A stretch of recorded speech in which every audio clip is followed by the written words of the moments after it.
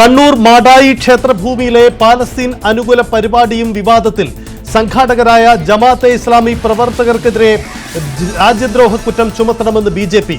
കേസെടുത്തത് നിയമപരമായി നേരിടുമെന്ന് ജമാഅത്തെ ഇസ്ലാമി.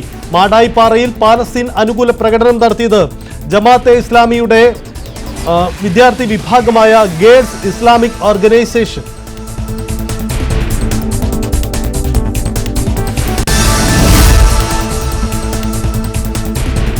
ഓപ്പറേഷൻ സിന്ദൂർ പൂക്കള വിവാദത്തിൽ രാഷ്ട്രീയ വിവാദം കനക്കുന്നു.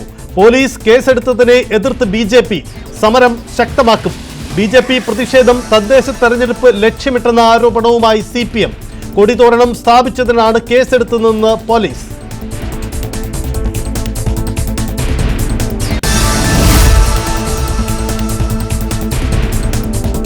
കുന്നംകുളത്തിന് പിന്നാലെ തല്ലുന്ന പോലീസ് പീച്ചിയിലും. ഭക്ഷണത്തെക്കുറിച്ചുള്ള പരാതി പറഞ്ഞത് തീർക്കാൻ പോലീസ് സ്റ്റേഷനിൽ വിളിച്ചു വരുത്തിയ ഹോട്ടൽ ജീവനക്കാരനെ എസ്ഐ മർദ്ദിച്ചു. എസ്ഐ PM രതീഷ് കരണത്തടിക്കുന്ന ദൃശ്യങ്ങൾ പുറത്ത്.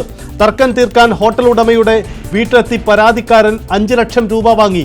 3 ലക്ഷം രൂപ പോലീസുകാർക്കുള്ള കൈക്കൂലി എന്ന് പറഞ്ഞു. ഗ്രേഡ് SI ജയേഷിന്റെ വ്യക്തിവൈരാഗ്യമാണ് പോലീസിന്റെ 3ാം മുറയ്ക്ക് കാരണമെന്നും ഹോട്ടൽ ഉടമ KP ഔസേബ് ന്യൂസ് 18നോട്.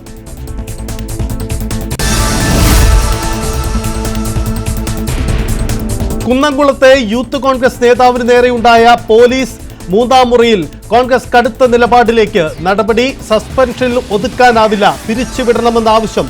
സർക്കാരിന്റെ തുടർ നീക്കം നിർണായകം.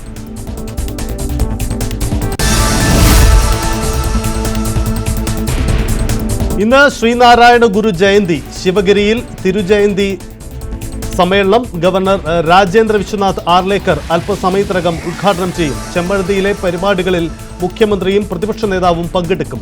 ഗുരുമന്ദിരങ്ങൾ കേന്ദ്രീകരിച്ചും പ്രത്യേക പരിപാടികളും റാലികളും. ശ്രീനാരായണ ഗുരു ജയന്തി ആഘോഷങ്ങളുടെ സമഗ്ര കവറേജ് ന്യൂസ് 18.